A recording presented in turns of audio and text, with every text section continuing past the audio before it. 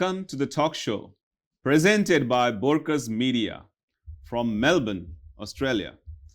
Talkaleidoscope, telling stories and spreading smiles. I'm your host for this episode, Samir Borkar. We've been running this talk show for past year and a half, primarily on YouTube channel Borkars Media. All of our episodes, or most of the episodes, were in Indian languages, Marathi and Hindi.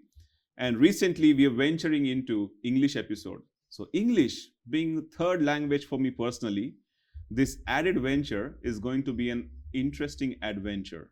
Please welcome our guest, Deputy Chairperson at Victorian Multicultural Commission. Please welcome Bwe Thay. Namaskar. Oh, namaskar. And in fact, I lived in Bhiwadi as well for quite some time. For Pune people, so Bwe lived in Bhiwadi. I kept moving from different suburbs, started off in Sangvi and then Sangvi. and all the way to Deccan and then Dankawadi and then Dankawadi. Oh my God. and ended up in Kondwa. And Kondwa as yes. well. But I have wonderful memories of India and in particular. Talkaleidoscope. So, thank you for coming on our show and spending this morning with us and having chat with us. Just wanted to understand, English being my third language, so we can getting that discomfort out of the way. So, if there are any mistakes from my side, please excuse. How was your journey started, and how did you start in Australia? So before going to that answer, I speak about 5-6 languages as well, and English is my fourth language, I believe. So we are, I think, on the same page. So we are playing safe. Yeah. End of the day, Australia is very lucky that we are a multicultural nation where people speak more than 2-3 languages, and many of us are multilingual, and I think that is the strength to our communities. I came to Australia in 2009 through the Humanitarian program. And I often say this because as a proud Australian with Burmese heritage, I think it's very important that I take a lot of pride in the fact that Australia plays a critical role in being part of the solution in a global context, and giving people like myself a second chance in life. And people around the world are going through different conflicts, not because of their own doing, but because of circumstance or the place they are born in or where they have lived. And so it's very important for Australia to continue that. And I think I'm very proud that Australia is being part of that solution in making sure that, people like myself and many others are given a second chance in life. Yeah, no, appreciate, and definitely I love saying this on many occasions that I came here as an international student. Australia is home to me as well. Of course, I lived in India for first 22 years of my life. Then coming here and starting something as a education, calling Melbourne as a home, establishing here ourselves, and we all have, being a first generation migrants, our own share of hard work and struggle. But this show is particularly for the individuals where we want to tell stories about not only that struggle, initial struggle, but those who are doing something more than 9 to 5, something more to the community, to the culture.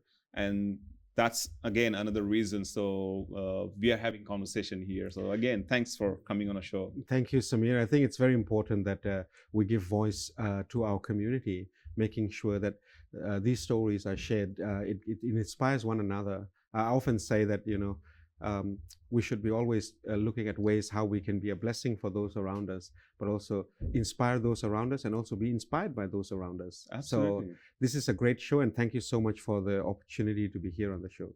No, thank you very much. So coming back to where I come from, and I think we share the same place where we have lived. So I live in Pune, which is 120 kilometers from Mumbai in Maharashtra. And little birdie told us that you lived there as well for a period of your life. Tell us your experience there. Yeah, I had the privilege to live in India for a number of years, and I have very vivid, fond memories of it.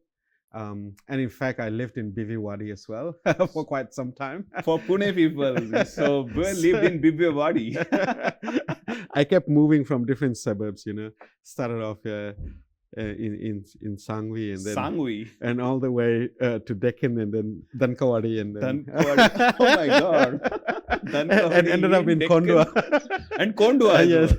But I have wonderful memories of India, and in particular Pune, which is often called the Oxford of the East. So many students from all parts of India, very much like Melbourne or Australia in general.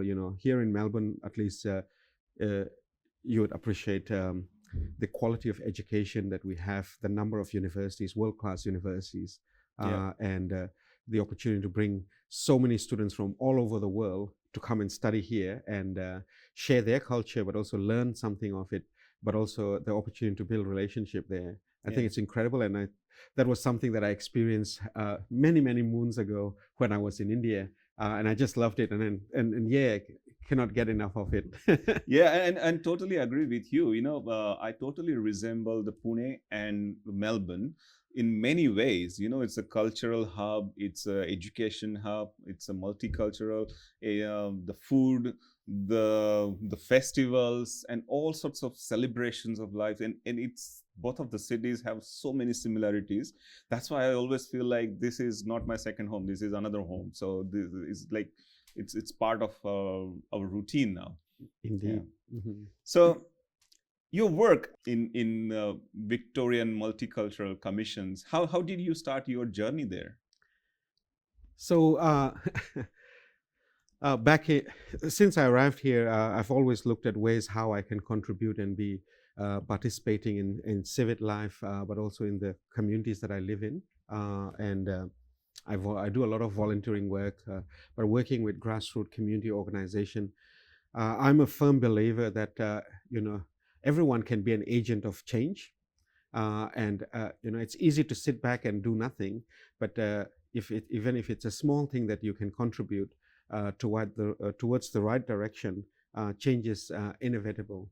And so, raising my kids here, I'm very invested in wanting to make this place a better place for them, but also the diversity that we have here in Victoria is incredible, as you mentioned, and so I've always had this curiosity for other cultures, other communities, and so this is something that is also a passion / sort of interest for me, and so living here in Melbourne, I was very quick to engage with a number of community-based organizations where I've volunteered through the years. I never thought I would become a commissioner because in Victoria we are indeed very lucky. Yep. We have so many multicultural community champions, and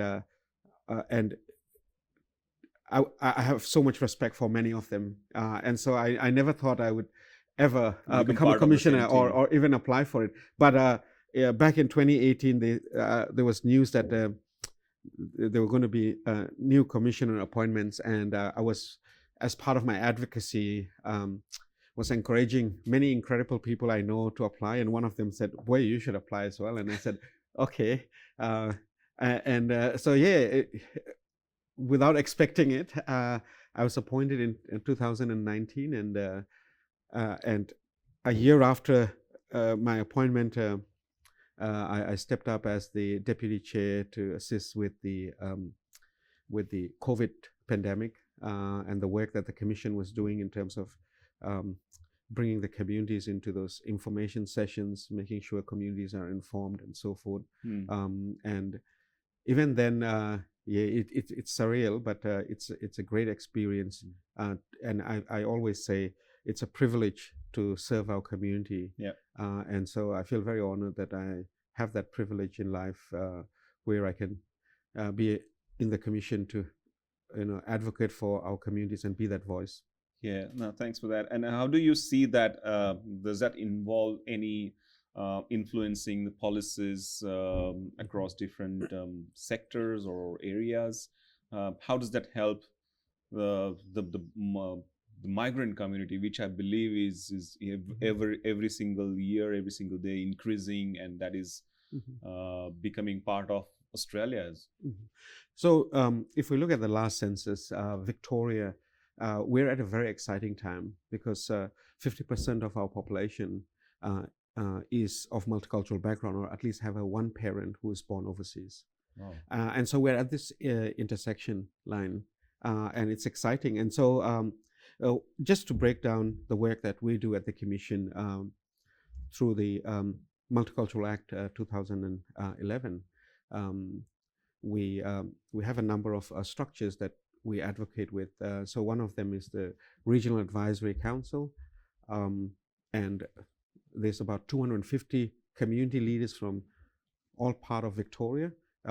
Victoria is divided into 8 regional advisory council areas. So it's not only the metro that we're focused on, we're very much invested on making sure that the voice of the regional Victoria is heard. In fact, in short, I could say that they are our eyes and ears on the ground. Yeah. The Commission's work is to promote cultural diversity, promote community harmony, social cohesion, and looking at ways how we can bring communities together, but also making sure that the newer communities also get the opportunity to be celebrated and recognized. And so we do a lot of things with Multi-Faith Advisory Group that we have, the Youth Multicultural Network, making sure that the youth perspective or multicultural youth perspective is embedded. Yep. And also we host a number of events where we celebrate but also recognize the rich contribution of our multicultural communities. Yeah, no, I mean this is really important that coming as a first generation and then doing all the hard work, but there is a sense of satisfaction or sense of fulfillment that somebody's there to recognize your effort, somebody's there to give pat on your back that you've done the right thing, you're doing the right thing. And even though you come from a different background as an individual, you can still be part of the local community, and collectively we can live in harmonized way. Yes, and as I said before, we all can be an agent of change, and I see everyone as an ambassador to the culture, their values, the things that they represent, and our community will only thrive if we all take the effort to share, but also to learn about others. That's how we're going to break down those barriers those invisible barriers that are keeping us separated. And the more united we are, the more the communities will thrive. And I think, and as I said before also, here in Victoria, we are so lucky. Yeah. We have so many community champions from all walks of life, so many professions. I feel very privileged to be at the Commission because I get to meet many of them almost on a daily basis, and it is incredible. I get so inspired with meeting these people. Yeah. Do you have any stories about some of the experiences you had recently working with any multi-faith or community champions you would like to share with us? I think it happens on a daily basis, but one incredible stuff that experience that really touched my heart was during the pandemic. The Commission was trying to assist the Department of Health and also making sure that our communities are well informed about the situation, what's happening, where they can get support, what services they can receive. And a lot of the work that the Commission does is also to influence policies, making sure that we are taking into consideration that multicultural lens. I used to host the evening community session, and to see the number of community leaders attending those forums so that they can take back those messages that they've heard from the Chief Health Officer back to their community on a daily basis is just incredible. Right. That consistency, because personally, I think that if you're doing something as a one-off, it's great. Yep. But to be able to do it consistently, it shows your dedication, your commitment, and your passion and your compassion. So the 3 C's, So it's just incredible to see the dedication, the commitment of our community leaders, and to be, even though it's on Zoom, they're all over the screen. Yeah. But I feel very humble. I'm also on that little screen on the corner. Yeah, and it's a great opportunity. Working alongside all of those incredible people. Yeah, it's a great opportunity to serve others, and it's a privilege as well. And it's really important being a multi or diversified community. There is a lot of messages required in a different languages, different tone, different, and they can be interpreted differently if you don't fully understand what we're trying to say, especially on health level. Yes, it can be very complex, and with that richness of diversity, there are also challenges, and that's why we cannot lose sight of advocating for the various causes. Even looking at India, there are so many culture there, so many languages, and even though Hindi is the common language, every state, and even within that state, there are a number of languages again, and so that richness is there, and to get that consistent messaging, you need really dedicated people who can understand those community dynamics, making sure that they can give those information back to their communities in a way that their communities can understand. Sometimes science and health terminologies can be very difficult, and sometimes I still find it difficult to pronounce a number of words. I just say That's a great way of becoming part of the local community, because you change your territories many times. Your life. You originally from Burma, you were in India, and you were in Australia, and how do you become part of the local community? You just get involved with them, or? Yeah, I would say there is no a quick fix to it, but I, for one, I'm very passionate about learning about cultures, the different cultures, the different ways of life, and so unfortunately,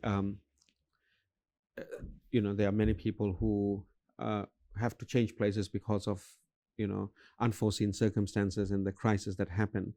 But for me, I think it's very important. It was very important to me at a very early age to understand that you're not there just to receive, that you're also able to contribute back. And so sports a great way. And back in the days, I used to play soccer, football. And so in Pune as well. Yes, and so that was a great way to know local community members, but also take part in some of the festivities. Almost every day is a festival in Pune. And so taking part and observing it and learning what are the different celebrations, what it means, what the significance are. It took me nearly a year to understand everything, but it was a beautiful journey because it made me to appreciate from their lens as well, and also from as a newcomer, the significance of those things are. And the more I understood and I was able to ask those questions back to the locals, they could feel that I was interested in their culture, in their way of life. And so those things are the things that break down the barriers.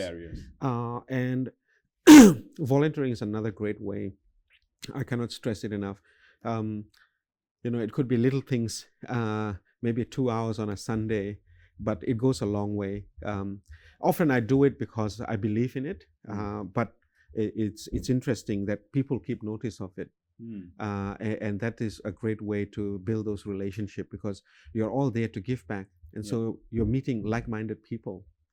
And so even here, when I came here, that was what I did. When I was living in Thailand as well, that was large part of way, trying to give back in small little ways that I could, or knew how I could do it. And you don't need to do something incredible, build a Taj Mahal and be recognized for it. It could be, just helping out with a homework club, or even little things like that that often we take for granted in the Western world. So, I'm pretty sure whoever built Taj Mahal wasn't built for community. It was no, I'm just saying something as that is monumental, visible. Yes. No. So, taking your memories back in Pune, I'm just trying to intrigue and find some experiences you had there. Do you have any experiences you'd like to share in football or food or festival? Now you've been attending and be meeting in a lot of festivals like Ganesh festivals or Diwali celebrations in Indian community. Did you attend there in Pune as well?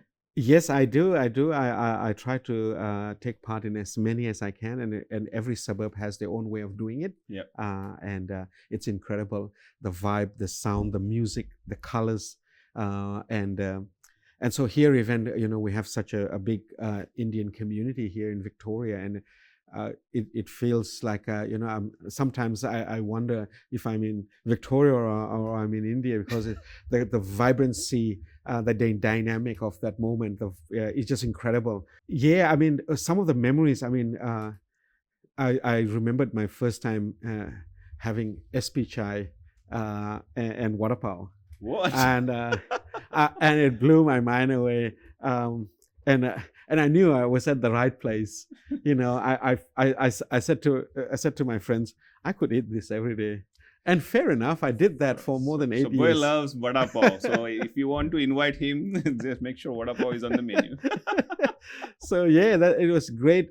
I mean, one of the fond memories I have is the vibrancy of the street food, but also the young people with so much potential from different part of India, and also international students that come to Pune to study there. That vibe is incredible. To see so many potential and dreamers just like myself, coming there for the hunger of knowledge. And that is an incredible thing to witness and see. I have those very fond memories interacting with many international students, but also many students who come from different part of India. And then whenever there's a summer break, I might try to travel to those states and try out their food. And but then I always come back to Pune because that is home for me. It's hub now. And I heard you attended a lot of concerts and music concerts as well when traveling a lot between Pune and Mumbai as well. And I heard you are a very light traveler as well. So I will pick on that. But tell us about your experience in Mumbai attending this concerts. So, I mean, Mumbai as we know it that never sleeps. So many things happening simultaneously. And incredible people there. And so, of course, no wonder why it attracts a lot of international musicians to come and perform there. And because it's so close from Pune, sometimes we drive down, or sometimes we take the train and try to be part of that scene and experience that incredible moment.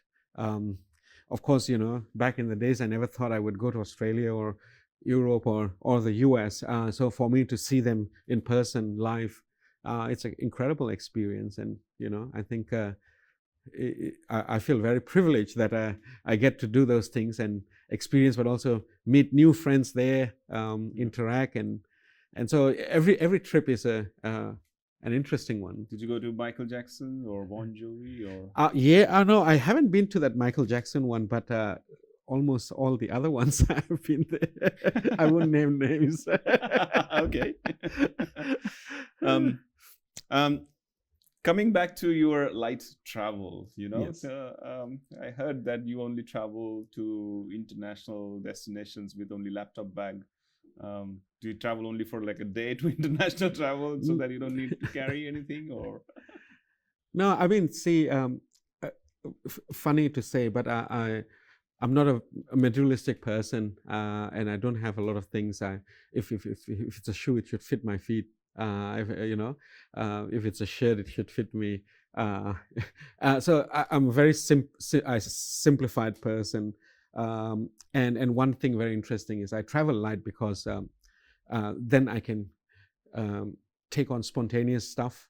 So I don't have to, I'm not restricted to a certain thing. You can bring the souvenirs as well. Yeah, and then once you arrive there, for example, if I'm going to Bangkok, I arrive there and buy a T-shirt, I love Bangkok or I love Thailand, and the locals can see that I appreciate, the local artists, but also they supporting the local economy that way I know it allows me also to fit in very quickly.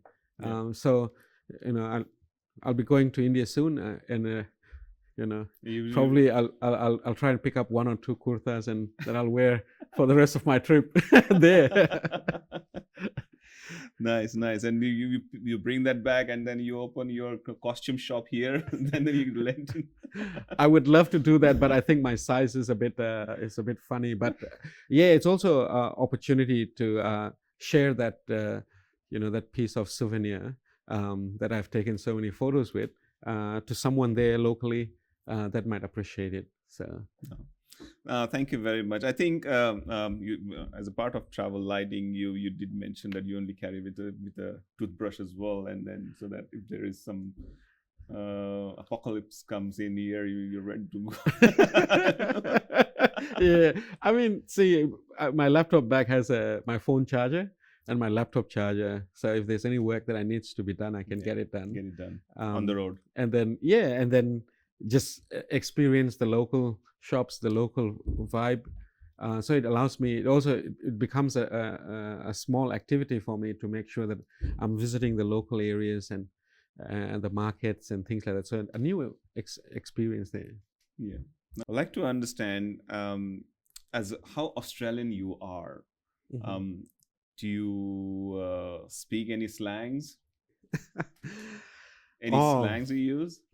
See, I think we have some incredible slangs, but as I said before, English being my 4th or 5th language, I'm one of the slow learners in slangs, and so it takes time for me to pick up or to embed it in the things I say.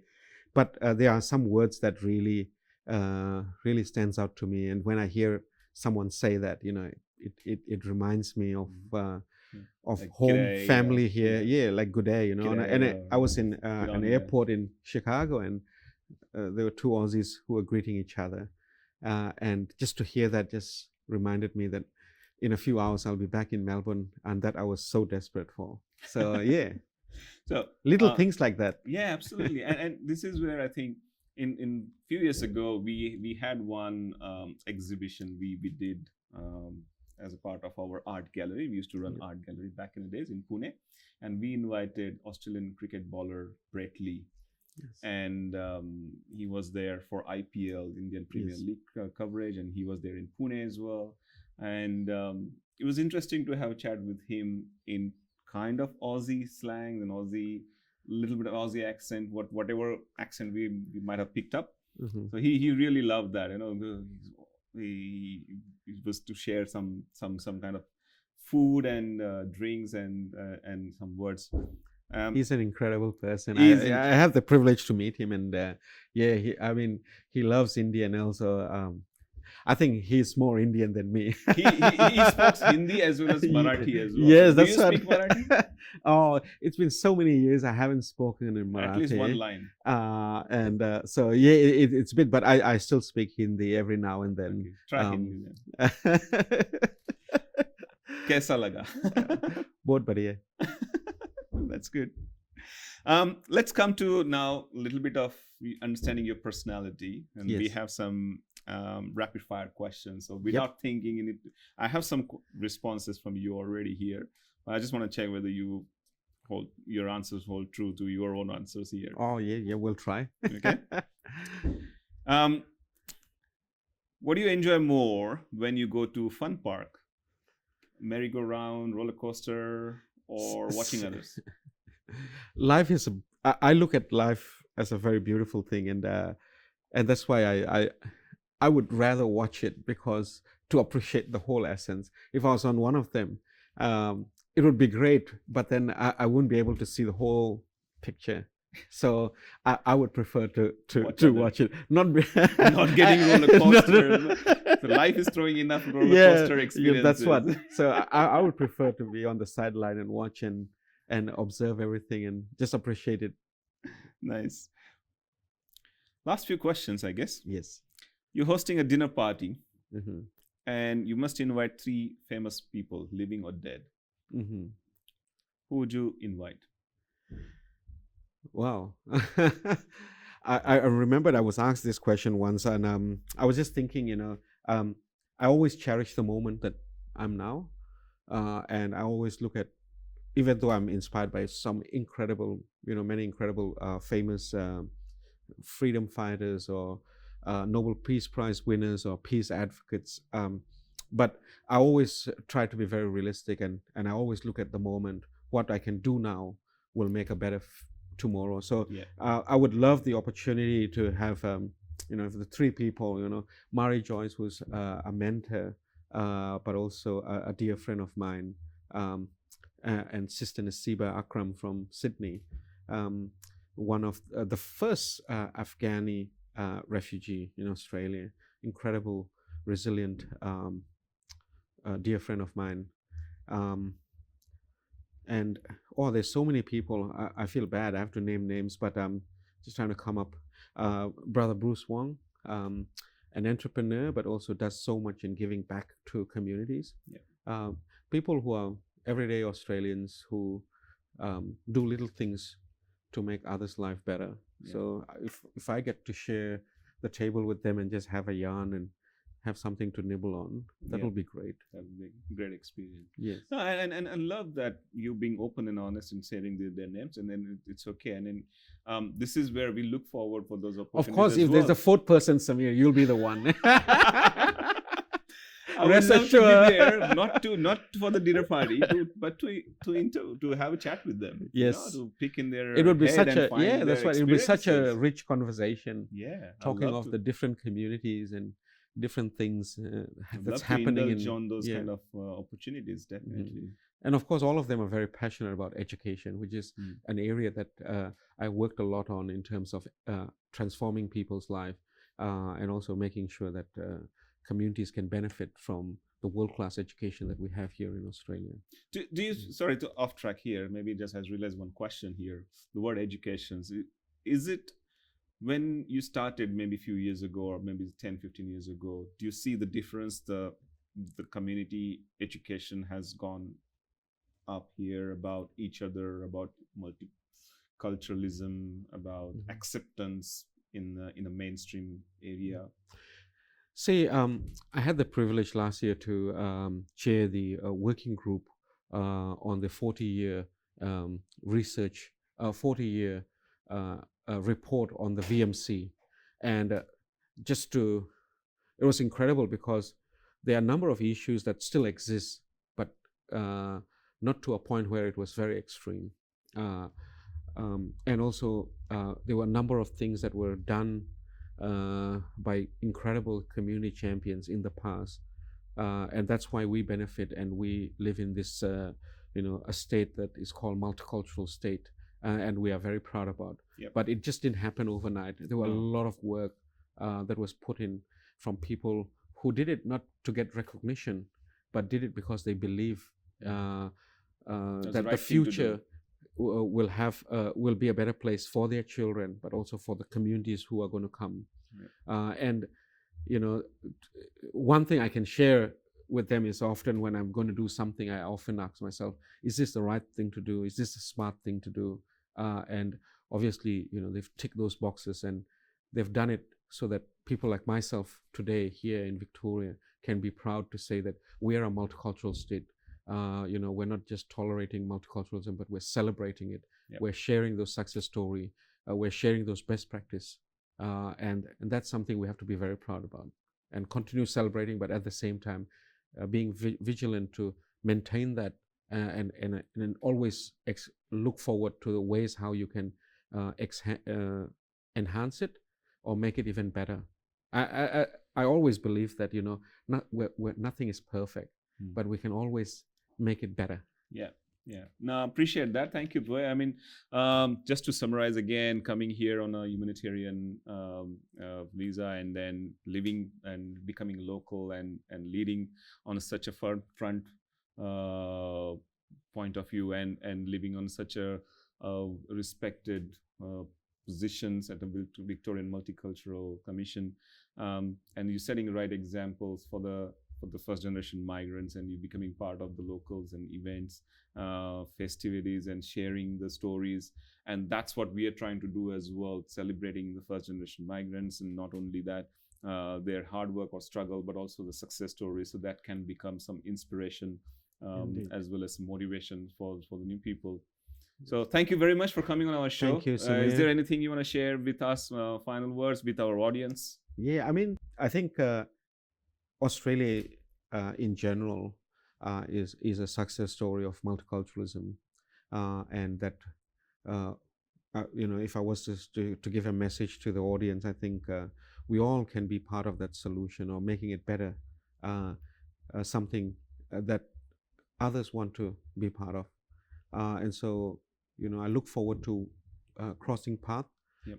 And I always say this: it is a privilege to serve our community as a commissioner, and I'm very humble with that. But it doesn't require you to have a position to do incredible stuff, and that's what we have in Victoria, and that's why I remind myself how blessed I am. Yep. Because we have so many community champions, day in, day out, doing incredible little things, making sure that their culture, their community can be celebrated, can be showcased, and creating those small opportunities for communities to build bridges. Those incredible work at the grassroots level happening across Victoria. So thank you to all those who do that, and I look forward to working with you. Thank you very much for coming on our show. Hope you enjoyed the show, and thank you, Samir. And look forward continually connecting with you as well. Likewise. Thank you. Thanks.